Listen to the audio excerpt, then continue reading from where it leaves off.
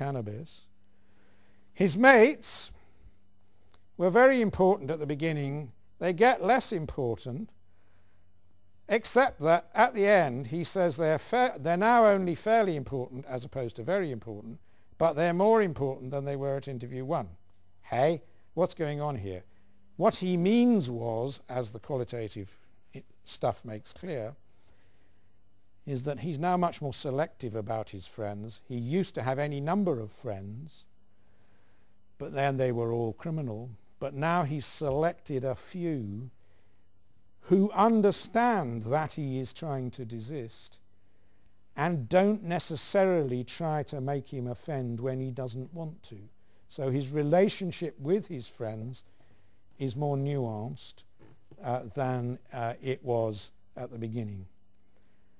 But the obstacles are still there.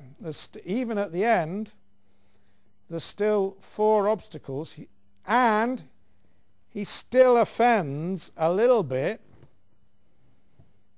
apart from the cannabis, which is a constant, but apart from the cannabis, he's still offending a little bit when he's short of money.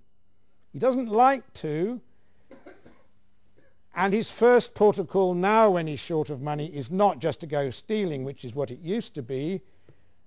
It's to, first of all, go and talk to his girlfriend's parents and ask if they can lend him something.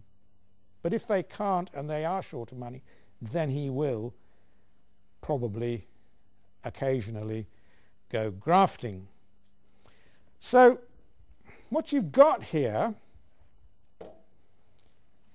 is by no means angelic behavior, even at the end, but very significant improvement. And this very significant improvement is achieved largely by John and his immediate associates. And the probation service, according to John, really didn't have much to do with it. Okay, he agrees that the probation service helped him in the sense of finding him a place immediately after coming out of prison, finding him a place to live. And they helped him in the sense of getting him on the drug substitute and getting him off heroin and crack, and that was important. But apart from that, all they do is they sit in an office and they expect you to, I'm quoting him, and they expect you to come along every now and again and talk to them. And when you talk to them, they just ask you, is it all right, John? And how's it going? And are you offending? As if you'd say yes to that.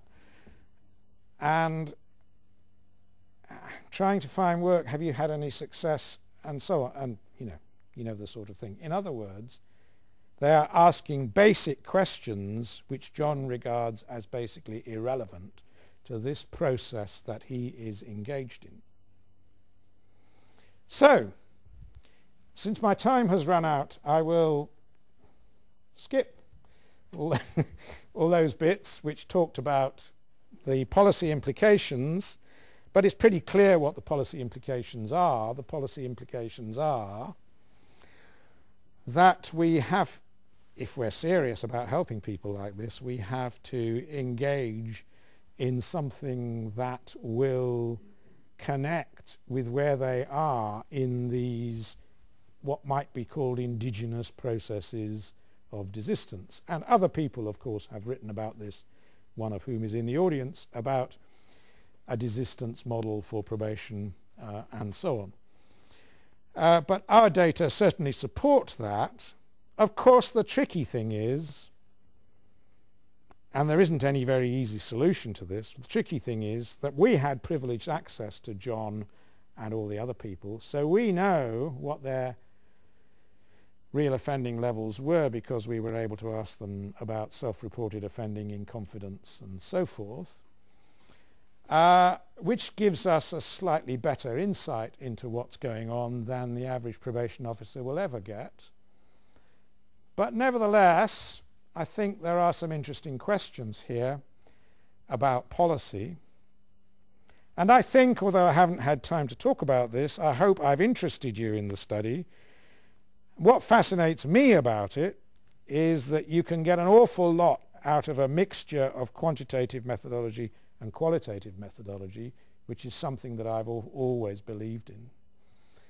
And although it looks like a very low-level, street-level, individual-focused study, actually I think if you start thinking about its implications, it has quite significant implications for a broader picture. But I'll stop there.